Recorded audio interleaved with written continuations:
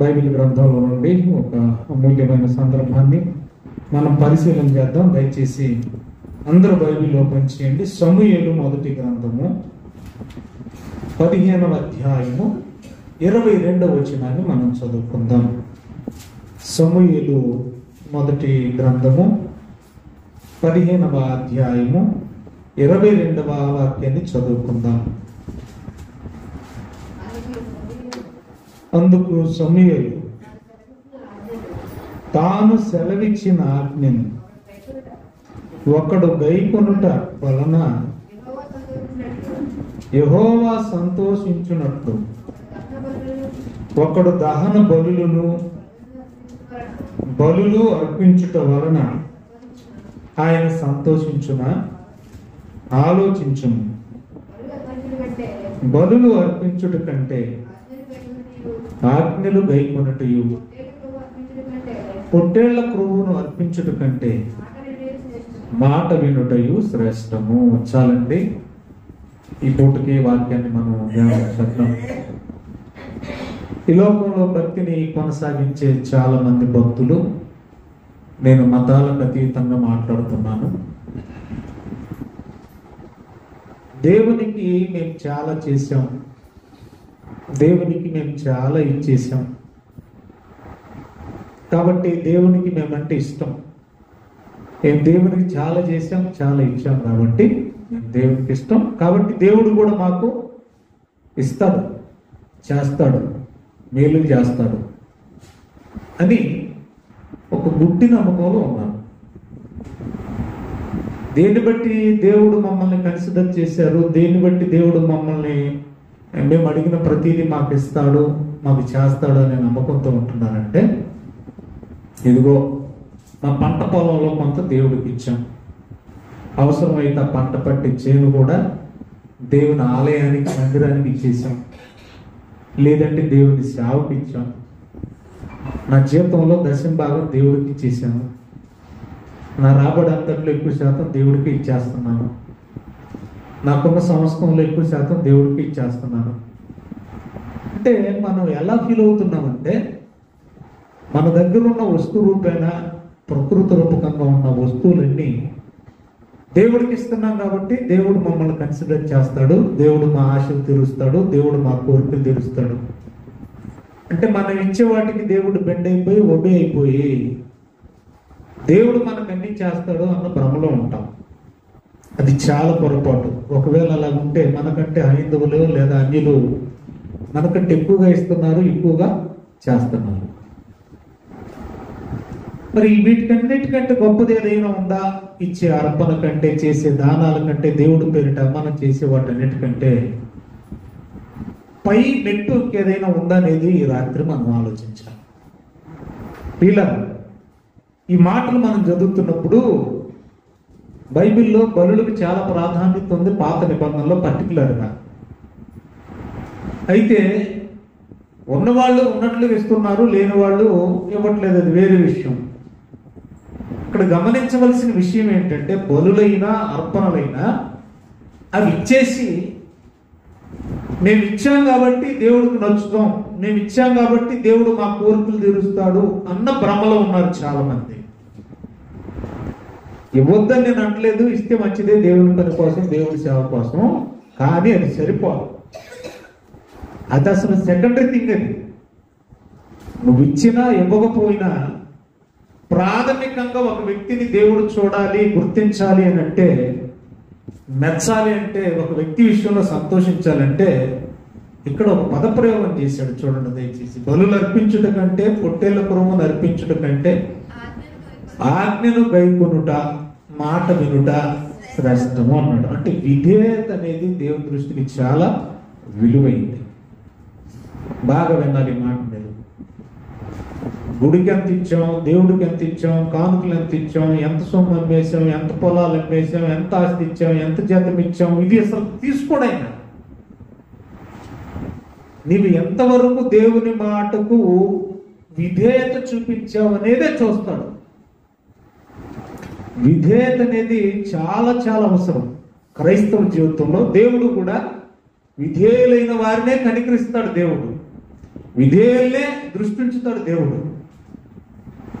నీ విధేయుడివైతే నువ్వు ఏమి ఇవ్వలేకపోయినా కూడా నువ్వు ఇచ్చేదాన్ని అసలు పట్టించుకోడు. సో పేద విధవరాలు తన దగ్గర ఉంది 2 కాసులే, బాగా ఉన్నోళ్ళు ఉన్నంత ఇచ్చారు, కానీ అక్కడ ఆ అమౌంట్ పట్టించుకోలేదు ఆయన. ఆ సమర్పణ, ఆ విధేయత, ఆ లోబడే తత్వాన్ని చూశాడు దేవుడు. విశ్వాసులారా, క్రైస్తవులారా, ఆత్మీయులారా, దేవుడు మనలో చూసేది విధేయత. అది చాలా ప్రధానమైనది, ప్రాముఖ్యమైనది. విధేయత ద్వారా చాలా మంది విజయాలు సాధించారు. మన విధేయులు కానప్పుడు అవిధేయులమైతే మన జీవితంలో మనం ఏది సాధించలేము, ఆఖరికి పరలోకం కూడా వెళ్ళం. మనం విధేయత అనేది ఎంత అవసరమో చాలాసార్లు మనం చదువుకున్నాం బైబిల్లో, చాలా సందర్భాల్లో కూడా చదువుకున్నాం. హెబ్రీయులకు రాసిన పత్రికలో యేసుక్రీస్తు అంతటి వాడి విధేయత చూపినట్లుగా మనకు బైబిల్లో కనపడుతూ ఉంటుంది. ఏమండి, చాలాసార్లు మనం చదువుకున్నాం కదా. 5వ అధ్యాయం 7-8 వచనాల్లో ఏమని వ్రాయబడింది అక్కడ?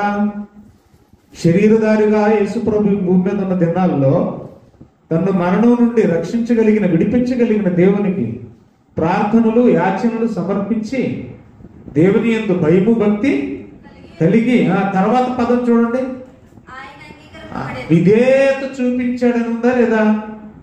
విధేయత చూపించాడని ఉందా? పదం చదవండి, చదవండి అమ్మా. 7-8 వచ్చిన చదవండి. మహారోదనము, కన్నీళ్లు, దేవునికి ప్రార్థనలు, యాచనలు. ఎస్, తర్వాత కుమారుడయుండి చాలా యేసు ప్రభు అంతటి వాడు ఏం చూపించాడు? విధేయత చూపించాడు.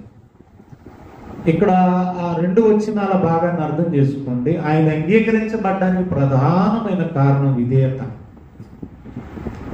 మళ్ళీ చెప్తున్నాను, ఫైనల్ గా అది మళ్ళీ టచ్ చేస్తాను నేను. ఆ విధేయతే కనుక యేసు ప్రభు చూపించకపోతే నేడు మనకు రక్షణ లేదు.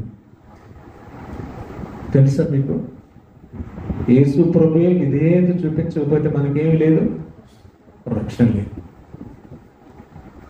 కాబట్టి మనం చిన్నవి ఇచ్చేసి సెల్ఫ్ సాటిస్ఫాక్షన్ అంటారు, దీన్ని స్వయం సంతృప్తి అంటారు. ఈ సెల్ఫ్ సాటిస్ఫాక్షన్ ఏదైతే ఉందో, స్వయం సంతృప్తి, చిన్నవి కొద్దిగా ఇచ్చేసి నేను బాగా చేశాను అని మనం తృప్తి పొందుతూ ఉంటాం తప్ప మనం చేసింది ఎంత అనేది ఏంటనేది దేవుడు చూడు. నువ్వు ఏ ఉద్దేశంతో చేసావు, ఏ మనసుతో చేసావు, నీ మనసు, నీ విధేయత, నీ సమర్పణ చూస్తాను. బైబిల్లో పాత నిబంధనలు ఒక మంచి సందర్భాన్ని టచ్ చేస్తాను. జాగ్రత్తగా అందరూ బైబిల్లో పనిచేయండి. రాజుల 2వ గ్రంథం 4వ అధ్యాయం. అందరూ బైబిల్లో పనిచేయండి. రాజుల 2వ గ్రంథం 4వ అధ్యాయం తీసుకొచ్చండి, నేను విషయాన్ని చెప్పేస్తాను.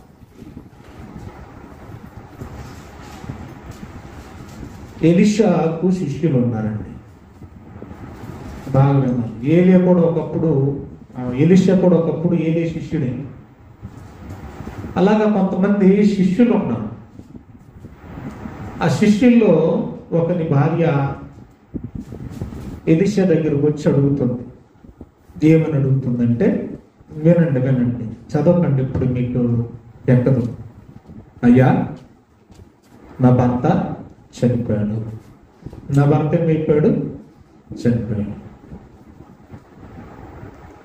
నా భర్త కూడా చాలా మంచోడు, ఎంత భయభక్తులు కలిగిన వాడో, ఎంత యథార్థవంతుడు కూడా నీకు తెలుసు. అలాంటి మహానుభావుడు నన్ను వదిలేసి వెళ్ళిపోయాడు. నాకు పిల్లలు ఉన్నారు. అయితే పోత ఆయన ఏం చేశాడంటే చాలా అప్పులు చేశాడు. నా భర్త ఏం చేశాడు? చాలా అప్పులు చేశాడు.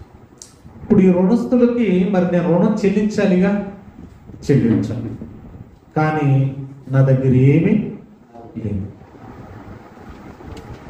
ఇప్పుడు ఆ రుణస్తులు, నేను ఎవరికైతే అప్పుపడున్నానో వాళ్ళు రోజు ఇంటి ముందుకు వచ్చి గొడవ పెడతాను.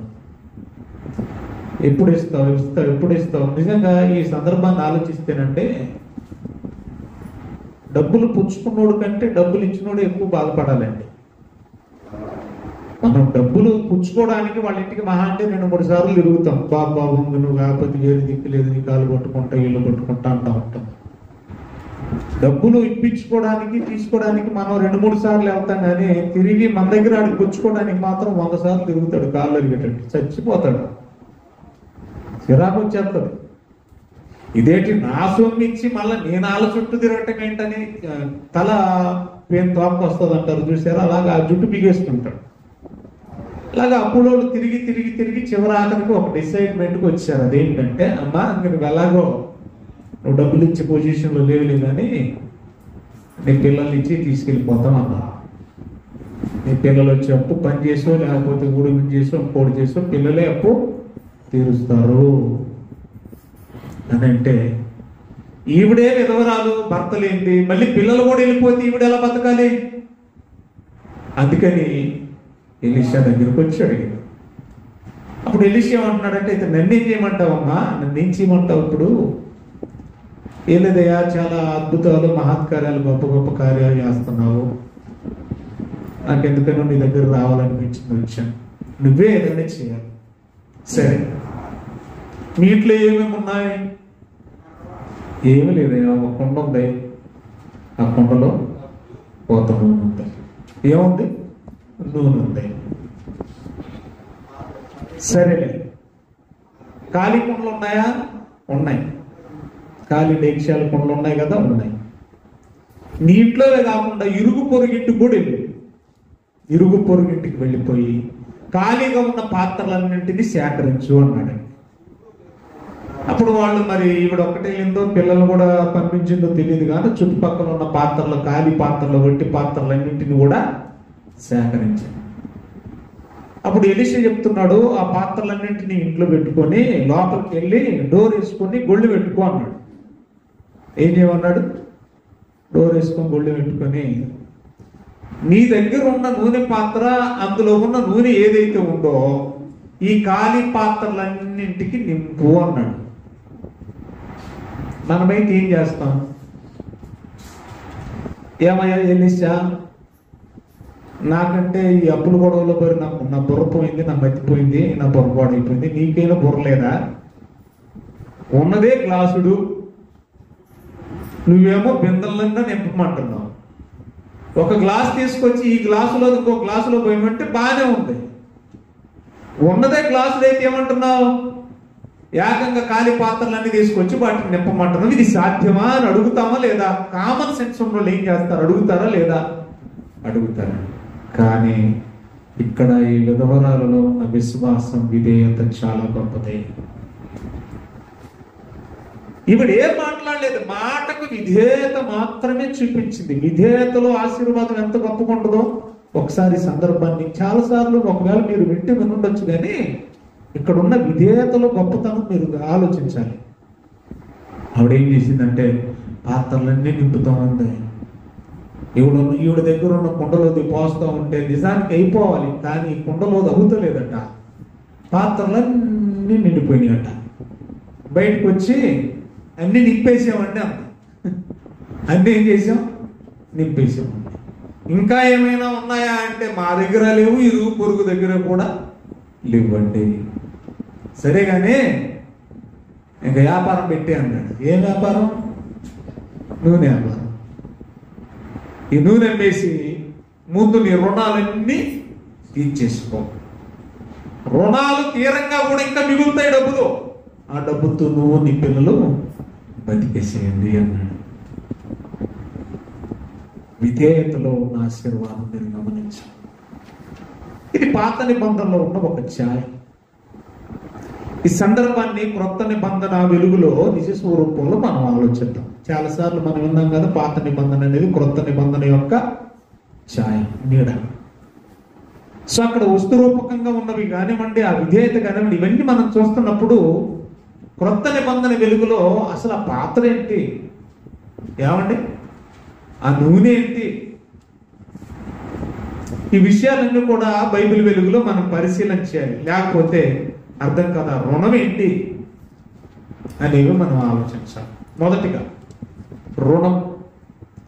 ఏమంటే వాళ్ళ ఆయన అప్పు చేసి చచ్చిపోయాడు కాబట్టి ఆవిడకు రుణం ఉంటుంది, మాకేమో రుణం ఉంటుంది అని అనుకుంటారేం మీరు.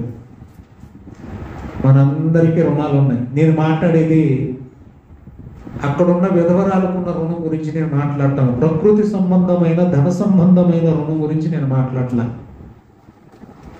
విశ్వాసులారా, క్రైస్తవులారా, ఆత్మీయులారా, మనం అందరం కూడా ఆత్మ సంబంధమైన రుణం చాలా రుణపడి ఉన్నాం. ఎవరికో తెలుసా? దేవుడికి. దేవుడికి మనం ఏం పడున్నాం? రుణపడి ఉన్నాం. ఎంత పడున్నాం? లెక్కలేనంత. ఒకవేళ ఆవిడకి ₹1,00,000 ఉంటాయేమో, లెక్క పెట్టచ్చు. కానీ మనం దేవునికి పడున్న రుణం ఎంతో తెలుసా? లెక్కలేనంత రుణపడున్నాం. ఏంటి ఆ రుణం? అది తెలియాలి మనం. ఇప్పుడు చూద్దాం. అందరూ బైబిల్లో పంచేద్దాం. రోమిలకు రాసిన పత్రిక. మనం దేవుడికి పడున్న రుణం ఏంటో చూద్దామండి.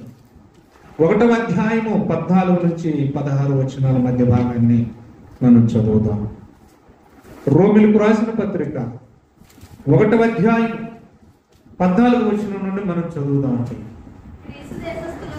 గ్రీసు దేశస్థులకును గ్రీసు దేశస్థులు కాని వారికి, జ్ఞానులకు, మూఢులకును నేను అప్పై ఉన్నాను అన్నాడు. అన్నది ఎవరు?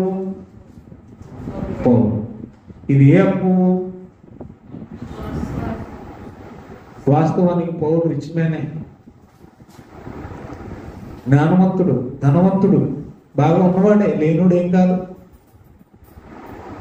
కాబట్టి ఆయన తీసుకున్న అప్పు, ఆయన తీర్చవలసిన అప్పు ఆర్థిక సంబంధమైనది కాదు. మరి ఇక్కడ నేను గ్రీసు దేశస్తులకి రుణపడి ఉన్నాను, గ్రీసు దేశస్తులు కాని వారికి రుణపడి ఉన్నాను, మూఢులకు రుణపడి ఉన్నాను, జ్ఞానులకు రుణపడి ఉన్నాను అంటున్నాడు. ఏంటి? ఏమి రుణం ఇది? ఇది ఆత్మ సంబంధమైన రుణం. ఆ రుణం గురించి మాట్లాడుతూ ఏం చేస్తే ఈ రుణం తీరిపోద్దో అక్కడే రాశాడు. చాలా జాగ్రత్తగా చూడాలి. కంటిన్యూ చేద్దామండి. ఏంటి కాగా? నేను రుణపడి ఉన్నాను కాబట్టి ఆ రుణం పోవాలంటే నా వల్లనైనంత మట్టుకు నేను బతుకుండగా తీర్చుకొని తెచ్చిపోతా. ఎందుకంటే నేను అప్పు తీర్చకుండా చనిపోయాను అనుకోండి, నా పిల్లలు పట్టేసుకుంటాడు అప్పులోడు వచ్చి. ప్రతి మనిషికి కూడా 2 శేషాలు ఉండకూడదట. ఒకటి శత్రు శేషం, 2 రుణ శేషం, అప్పు శేషం. ఈ 2 లేకుండా చచ్చిపోయినోడు ధన్యుడు. కాబట్టి నేను నా వల్లనైనంత మటుకు, నేను చచ్చిపోయేలోపు సాధ్యమైనంత మటుకు నా రుణాన్ని నేను మాఫీ చేసుకునే వెళ్ళిపోతా. ఇది ప్రభుత్వాలు చేసే రుణమాఫీ కాదు. అర్థమవుతుందా? మనంతటా మనము దేవుని సహాయంతో చేయవలసిన రుణమాఫీ ఇది. అందుకే చెప్తున్నాడు చూడండి, ఈ రుణమాఫీ జరగాలంటే ఏమంటున్నాడు చూడండి, 15 వచనం. రోమాలోని మీకును సువార్త ప్రకటించుటకు సిద్ధంగా ఉన్నాను. బాగా వినాలి. అంటే దేవుని రుణం తీరాలంటే మనం ఏం చేయాలట? పని చేసి రుణం తీర్చుకోవాలట. ఏమి చేసి రుణం తీర్చాలట?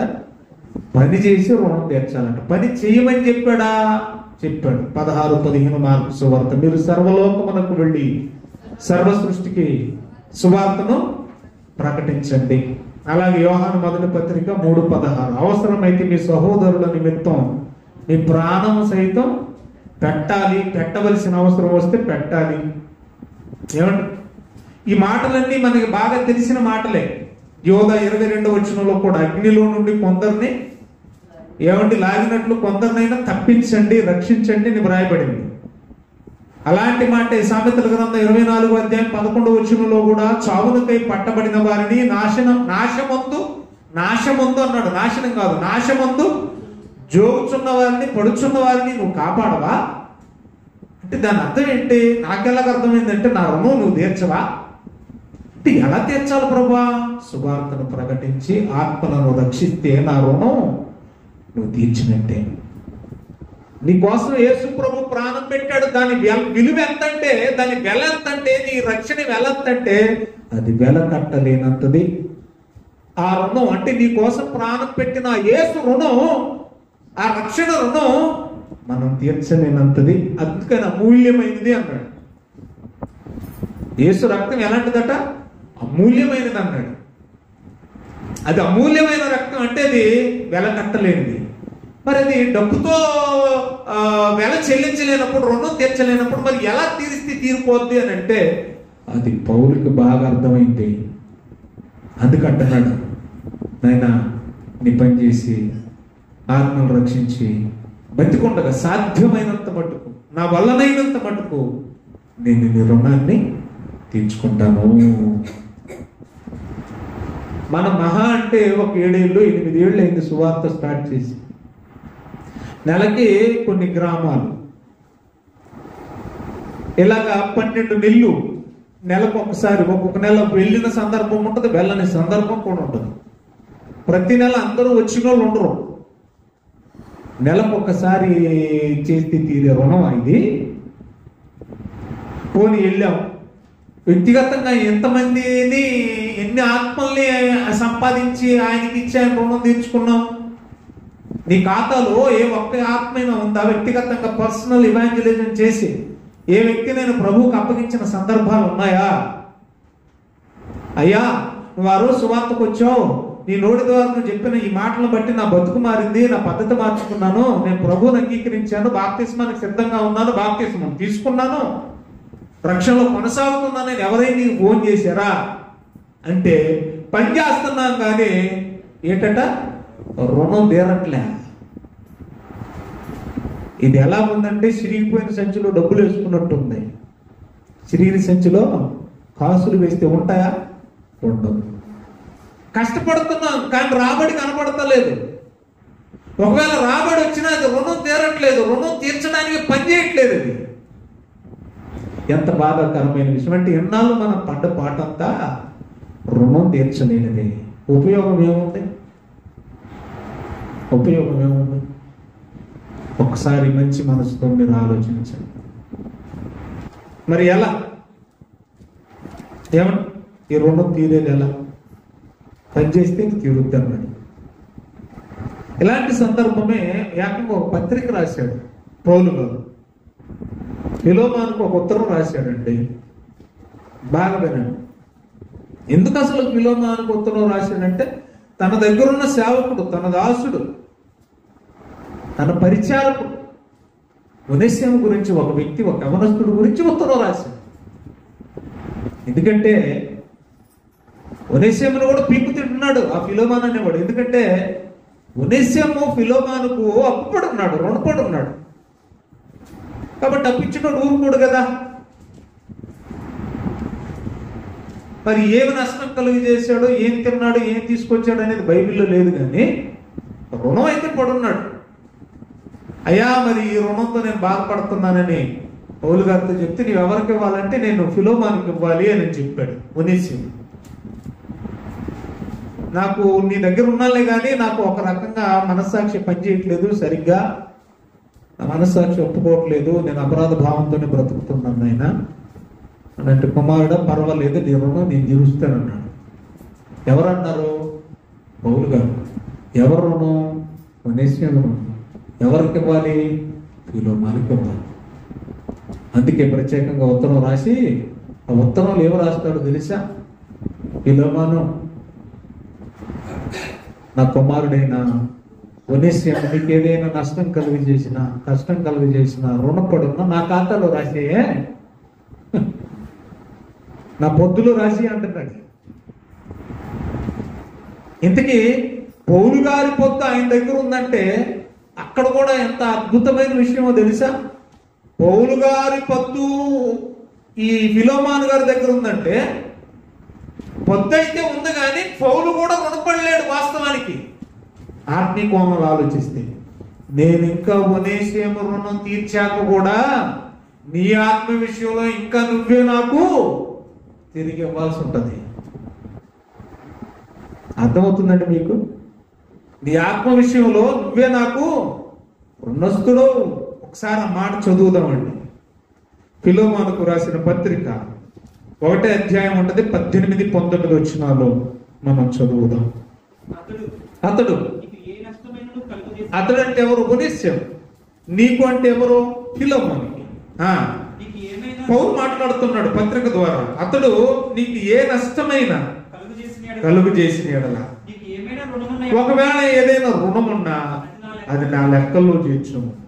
సౌలును నేను నా స్వహస్తాలతో నీ మాటలు రాస్తున్నాను, అది నేనే తీరుస్తా, అది నేనే తీరుస్తా. కంటిన్యూ చేయండి. అయినను మాటకు మాట మాట్లాడుకోవాల్సి వస్తే నీ ఆత్మ విషయంలో నీవే నాకు రుణపడి ఉన్నావు అన్న సంగతి నీకే తెలిసి నేను చెప్పక్కర్లే. కాబట్టి ఈ రుణం తీర్చుకోవడం అనేది ఆత్మీయులకు ఆత్మ సంబంధమైన రుణం తీర్చుకోవడం అనేది చాలా చాలా ఇంపార్టెంట్. మనం ఎన్ని రోజులు గుడికి వచ్చాం, ఎన్ని సువార్తలు చేసాం, ఎన్ని మీటింగ్లు పెట్టాం, ఎంత డబ్బు వెచ్చించాం, ఎన్ని ప్రయాణాలు చేసాం, ఎన్నిసార్లు ప్రభు బల్లలో చేవేశాం. ఇది కాదు, ఎన్ని ఆత్మను సంపాదించాం, ఎంత ఆయన రుణాన్ని తీర్చాం, ఎంత సువార్త చేశాం, ఎన్ని ఆత్మలు ఆయన దగ్గర చేర్చాం. ఇది వెరీ వెరీ ఇంపార్టెంట్. అందుకన్నాడు, నేను గ్రీసు దేశస్తులకి రుణపడి ఉన్నా, గ్రీసు దేశస్తులు కాని వారికి రుణపడి ఉన్నా, మూడులకు రుణపడి ఉన్నా, జ్ఞానులకు కూడా రుణపడి ఉన్నా. సాధ్యమైనంత మటుకు, నా వల్లనైనంత మటుకు ఆ రుణం ఎలా తీర్చుకునేదంటే సువార్త ప్రకటిస్తే తీరేది. ఆ సువార్త ద్వారా ఆత్మలను సంపాదించి దేవునికి అప్పగిస్తే తీరేది అన్నాడు. సో అక్కడ ఒకటి అర్థమైంది. పాత నిబంధనలో రాజుల 2వ గ్రంథంలో మనం చదువుకున్న విధవరాలకున్న రుణం ఆర్థిక సంబంధమైనదైతే, క్రొత్త నిబంధన వెలుగులో క్రైస్తవులారా, ఆత్మీయులారా, మనకున్న రుణం ఆత్మ సంబంధమైనది, ఆర్థిక సంబంధమైనది కాదు. ఒకటి క్లియర్ అయిపోయింది. ఇది చచ్చిపోయే లోపు ఎట్టి పరిస్థితుల్లో మన వల్లనైనంత మటుకు పౌలు అన్నట్లుగా మన సాధ్యమైనంత మటుకు మనం కూడా ఏం చేయాలి? తీర్చుకునే చావాలి. రుణస్థుడు పరలోకం వెళ్ళడు, రుణం తీర్చుకున్నవాడే వెళ్తాడు. నువ్వు రుణపడున్నావంటే దేవుడి రేపు లెక్క అడుగుతాడు. లెక్కకి సమాధానం లేకపోతే పాతాళానికి వెళ్ళిపోవటమే, వేరే దారి లేదు. మనం ఎన్ని క్యారేజీలు పట్టుకెళ్ళినా, ఎంతమందికి భోజనాలు వెళ్ళినా ఇవేమి లెక్కలోకి తీసుకోడు, అస్సలు తీసుకోడు. ఆత్మ చూపి అంటాడు అంతే. ఊర్లో లిస్టు చూపించామంటే కుదరదు, ఆత్మలు కావాలి నాకు అంటాడు ఆయన. రెండోది ఒట్టి పాత్రలు అన్నాడు. ఏంటంట ఒట్టి పాత్రలన్నీ సేకరించమన్నాడు కదా. ఒకటి రుణం క్లియర్ అయిపోయిందిగా తెలిసింది. రెండోది ఒట్టి పాత్రలు అన్నాడు. ఏంటి ఇంతకీ పాత్రలు? ఒకసారి పాత్రల గురించి క్రొత్త నిబంధన వెలుగులు ఈ పాత్ర దేన్ని సూచిస్తుందో ఒక మాట మనం చదువుదామండి. అపోస్తుల కార్యములు 9వ అధ్యాయం. అపోస్తుల కార్యములు అందరం తీర్థం 9వ అధ్యాయం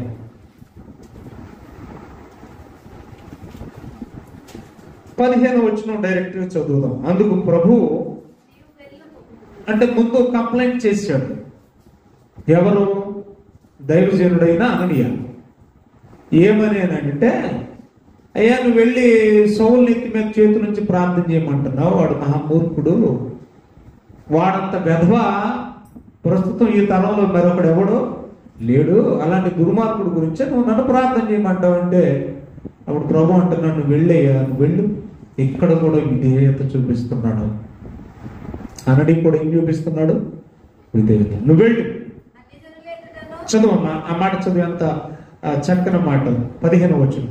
అన్యజనుల ఎదుటను, రాజుల ఎదుటను, ఇశ్రాయేలీల ఎదుటను నా నామము భరించుటకు ఇతడు నేను ఏర్పరచుకొనిన సాధనమై ఉన్నాడు అన్నాడు. ఏంటంట? సౌలు ఏమై ఉన్నాడట? సాధనము అన్నాడు.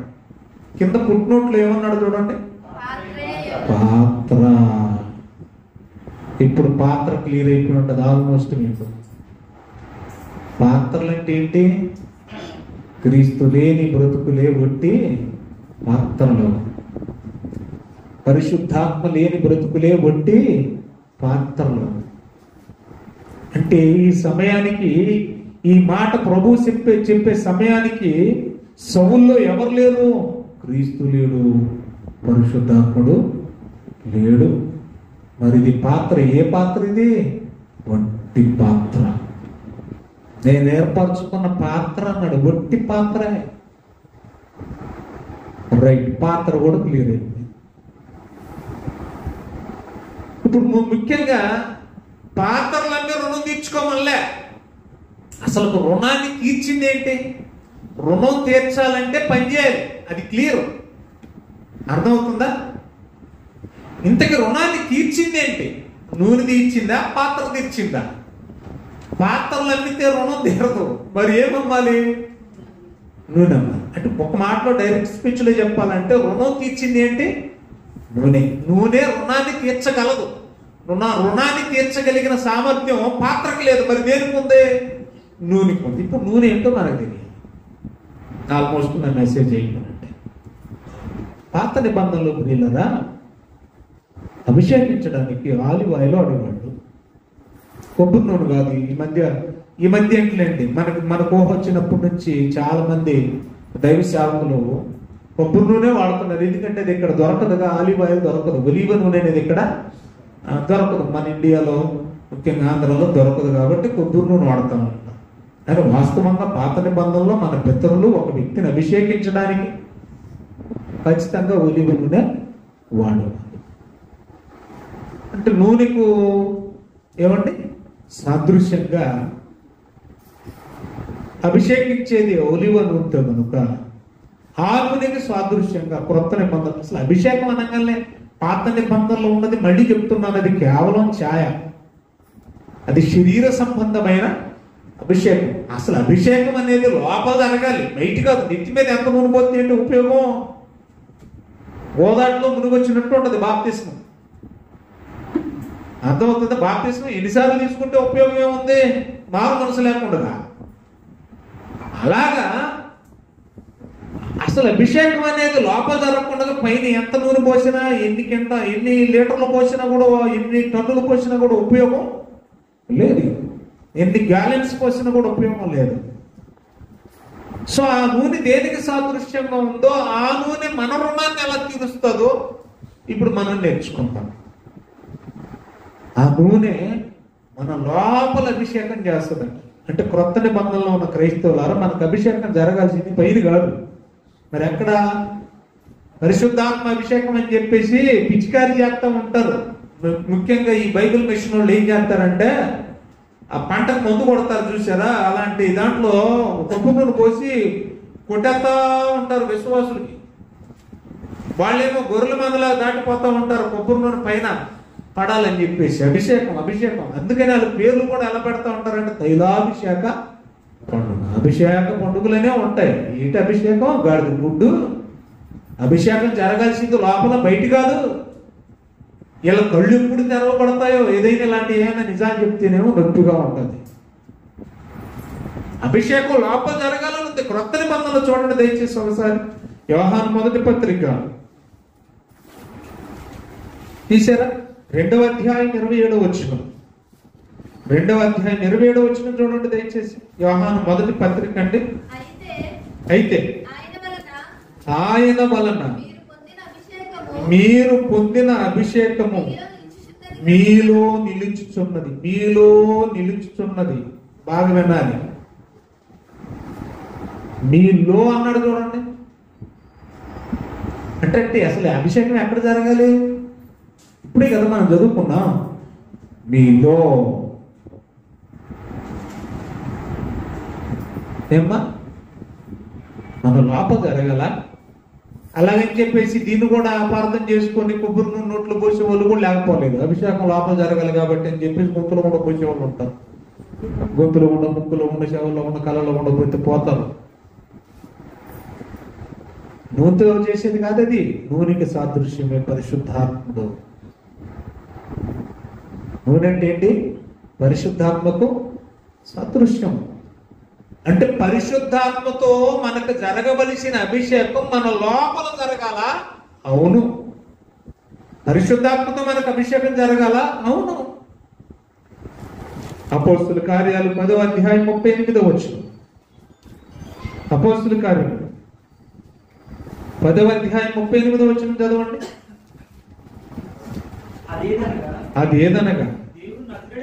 దేవుడు నజరేయుడైన యేసును మధ్యలో ఆ శక్తిని బిట్టొదిలేనాడు, పరిశుద్ధాత్మతో అభిషేకించెను. పాత నిబంధనలో అభిషేకం దేంతో జరిగేది? ఓలేవా నూనె తైలం. ఇప్పుడు మనకు జరగవలసిన అభిషేకం దేంతో జరగాలి? ఆ నూనెకు సాదృశ్యమైన పరిశుద్ధం. ఎక్కడ జరగాలి? లోపల. రైట్. ఇప్పుడు మన పరిశుద్ధాత్మ అభిషేకం మనం అందరం పొందిన వాళ్ళమేనా? పొందిన వాళ్ళమే. ఎలా? బాప్తిస్మం ద్వారా. అయిపోయింది. అంటే బాప్తిస్మం పొందిన ప్రతి ఒక్కరిలో ఏముంది? పరిశుద్ధాత్ముడు ఉన్నాడు. మీరు కూడా ఏం పొందినట్టు? పరిశుద్ధాత్మ అభిషేకం పొందిన వారే. వరాన్ని పొందారు, అభిషేకాన్ని పొందారు. రైట్. ఇప్పుడు మీలో ఉన్న నూనె ఏంటి చెప్పండి? పరిశుద్ధం. ఇప్పుడు మీ అప్పు తీర్చాల్సింది నీ అంతటి నీ వల్ల కాదు. ఇప్పుడు ఆవిడ వల్ల కాలే, ఆవిడంతటా ఆవిడ వల్ల కాలేదు కాబట్టే ఎలీషా దగ్గరికి వచ్చి అర్థించింది. ఆవిడ వల్ల కాలేదు కాబట్టి ఆవిడ రుణాన్ని తీర్చింది ఎవరో తెలుసా? నూనె తీర్చింది. ఆవిడ రుణాన్ని ఆవిడగా తీర్చుతా. మరి ఎవరు తీర్చారు? నూనె తీర్చింది. మనం కూడా మనంతటా మనం దేవునికి ఏదైతే అప్పుపడి ఉన్నామో, దేవునికి ఏదైతే రుణపడి ఉన్నామో, ఆత్మను సంపాదించడానికి ఇచ్చే రుణం తీర్చుకోవాలి కదా. అది మనంతటా మన వల్ల జరిగేది కాదు, మనకు సాధ్యపడదు, మనకు కష్టం. మరి ఎవరు తీర్చాలి? నీ పక్షాన నీలో ఉన్న పరిశుద్ధాత్ముడు తీర్చాలి. తీర్చాలంటే దైవజనుడు చెప్పిన మాట వినాలి. ముందు ఏం చేయాలి? పాత్రలు వినాలి. ఆ పాత్రలు పట్టుకున్న ఆవిడ వినాలి. ఇప్పుడు మనం పాత్రలమైన మనం వినాలి. ఏం వినాలి? ఏం వినాలి? అక్కడ దైవజనుడు, ఇక్కడ యేసుప్రభు. యేసుప్రభు చెప్పింది వినాలి. వింటే మనలో ఉన్న నూనె మన రుణాన్ని తీర్చేస్తుంది. అంటే పరిశుద్ధాత్ముడు ఏం చేస్తాడు? మన రుణాన్ని తీరుస్తాడు. ఇప్పుడు మీరు చాలా మందికి డౌట్ వస్తుంది. ఒక రెఫరెన్స్ చూపిస్తాను. ఈ రెఫరెన్స్ చూపించాక అసలు మీ లోపల ఆయిల్ ఉందో లేదో తెలిసిపోతుంది. ఏమంటే బండి పెట్రోల్ ఉందో లేదో ఎలా తెలుస్తుందో మనకి రిజర్వ్లో పడ్డప్పుడు, అలాగా మన బండ్లలో, మన పాత్రలలో ఆయిల్ ఉందో లేదో తెలిసిపోతుంది. మీలో పరిశుద్ధాత్ముడు ఉన్నాడో లేడో కూడా తెలిసిపోతుంది. మీలో పరిశుద్ధాత్ముడు ఉంటే మీ రుణం తీరిపోయినట్టే. ఆయనే తీరుస్తాడు. మీ వల్ల కాదు, మీ అంతటా మీరు తీర్చలేరు, మీకు సాధ్యపడదు. ఆయనే ఆ రుణాన్ని తీర్చినట్టు పరిశుద్ధాత్ముడే మన రుణాన్ని తీరుస్తాడు. చూద్దాం అన్నమాట ఒకసారి. అపోస్తుల కార్యాలు 4వ అధ్యాయం 31వ వచనం. దానికి ముందు అపోస్తుల కార్యాలు 4వ అధ్యాయంలో మా అందరు తీయండి. అపోస్తుల కార్యాలు 4వ అధ్యాయం తర్వాత చదువుకోండి దయచేసి. 13 నుంచి 22 వరకు ఇంటికి వెళ్ళి చదువుకోండి. ఇక్కడ సందర్భం ఏంటంటే ప్రధానులు పెద్దలు బెదిరించేశారంట. రే బాబు, మీరు యేసునామాన్ని బట్టి ఎట్టి పరిస్థితుల్లో ప్రార్థించొద్దు, తర్వాత ప్రకటించొద్దు అని చెప్పి బెదిరించేశారట. బెదిరించారని ఉందా? చంపేస్తాం. అప్పుడు వాళ్ళు అన్నారట, అందుకు పేతురు యోహాను అన్నారట 19వ వచనంలో, దేవుని మాట వినుట కంటే మేము మీకు లోబడాలా, దేవుడికి లోబడాలా? మీకు విధేయత చూపించాలా, దేవునికి విధేయత చూపించాలా? మీరు చంపినా చచ్చిపోతాం, మీరు చంపకపోయినా ఒకరోజు చచ్చిపోతాం, చావు అయితే ఖాయం. కానీ దేవుని మాట వింటే, దేవుని మాట ఎన్నడూ చావు లేదు. ఆ సంగతి వాళ్ళకి అర్థమైంది. నా మాట వింటే నువ్వు బ్రతుకుతావు అన్నాడు యేసయ్య. అందుకంటున్నారు, మేము కన్న వాటిని విన్న వాటిని చెప్పకుండా ఉండలేము. ఎందుకు ఉండలేరు అని అంటే, వాళ్ళలో ఉన్న ఆయిలు ఉండనివ్వకుండా చేస్తాం. ఆదర బాదర త్వరగా అప్పులు తీర్చేసుకోవాలి అన్న సంగతి ఎవరికి అర్థమైంది? అపోస్తులకు అర్థమైంది. మరి మనకెందుకు అర్థం కావట్లేదు? ఎంత తప్పుపడి ఉన్నామే దేవునికి మనం అప్పు తీర్చుకోవాలన్న బాధ లేదండి మనకి. కొంతమంది చూడండి, ఎంత నెత్తి మీద అప్పులు ఉన్న దిగులు ఉండదు, బాధ ఉండదు, చింత ఉండదు. అలాంటి వాళ్ళు ఏమంటాం మనం? చూసారా, బతుకాడికి సిగ్గులేదురా, ఇన్ని అప్పులు ఉన్నాయి, ఇంటి ముందుకి అప్పులో వచ్చి ఉంటాయి, అలా బండ బూతులాడుతున్న సిగ్గులేదు ఆడికి, చీకూసి ఎంత లేదంట. ఈ మాట మనకు వర్తించదా? ఈ నొప్పులు ఉన్నాయే మనకి, చాలా పెద్ద అప్పు ఉందే, వడ్డీలు, మామూలు వడ్డీలు, రింగ్ వడ్డీలు, చక్ర వడ్డీలు, ఇలాంటి మడత వడ్డీలు, ఎన్ని వడ్డీలు ఉంటుంది, అన్ని ఉన్నాయి మనకి. కానీ మనకు సిగ్గులేదు. మనం సిగ్గుమాలిన జనులారా అన్నాడు. అందుకని ఎప్పుడు తీర్చాలి? నిజంగా నీలో పరిశుద్ధాత్మని ఆయిల్ ఉంటే తొందరగా నీ అప్పు తీరిపోయినట్టే. నిజంగా ఉంటే అప్పు తీరినట్టే, లేకపోతే నీ అప్పు తీరవు. ఉంటే ఆ పరిశుద్ధాత్ముడు అప్పు తీరుస్తాడు. ఎలాగో అక్కడ చెప్తున్నాడు కింద 31, ఇప్పుడు చదవండి. వారు ప్రార్థన చేయగానే వారు కూడి ఉన్న చోటు కనిపించాడు. అక్కడి నుంచి అప్పుడు వారందరూ పరిశుద్ధాత్మని ఆయిల్తో నిండిన పాత్రలు లాంటివన్నీ. ఈ పాత్రలో ఏముంది? పరిశుద్ధాత్మని ఆయిల్ ఉందట. అప్పుడు వాళ్ళు ఏం చేశారు చూడండి, దేవుని వాక్యము ధైర్యముగా ప్రకటించారట. రుణం తీరాలంటే ఏం చేయాలని చెప్పాను స్టార్టింగ్ లో ఏం చెప్పానండి? నా వల్లనైనంత మటుకు సువార్త ప్రకటించి ఆత్మను రక్షించాలి. వాక్య ప్రకటనేనా? వాక్య ప్రకటన. ఇప్పుడు పరిశుద్ధాత్ముడు మీ రుణాన్ని ఎలా తీరుస్తాడు? ఇప్పుడు చదువుకున్నాం.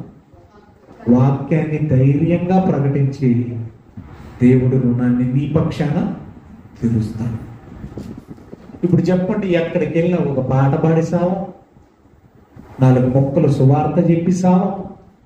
అసలు నువ్వు పాట పాడట్లేదు, సువార్త చెప్పట్లేదు. ఒకప్పుడు నా బ్రతికిలాగా ఉంది, దేవుడు నన్ను ఇప్పుడు ఇలా మార్చాడని కనీసం నీ వ్యక్తిగతమైన పర్సనల్ సాక్ష్యం చెప్పైనా ఒక వ్యక్తిని ప్రభులోకి నడిపించేది లేదు. ఏమీ చెప్తా లేదంటే నీలో ఏమి లేదు, ఆయిల్ లేదు. ఆయిల్ లేనమంటే అంతే కదా, నువ్వు ఎంత కొడితేనే కిక్కురాడు, సుయ్యమందో సయ్యమందని. అంటే మీరు కూడా ఏమీ చెప్పకుండా అలాగా వస్తున్నారు కదలకుండా, మళ్ళీ అలాగే తిరిగి కదలకుండా వస్తున్నామంటే మిమ్మల్ని ధైర్యపరిచే పరిశుద్ధాత్మ మీరు లేడా?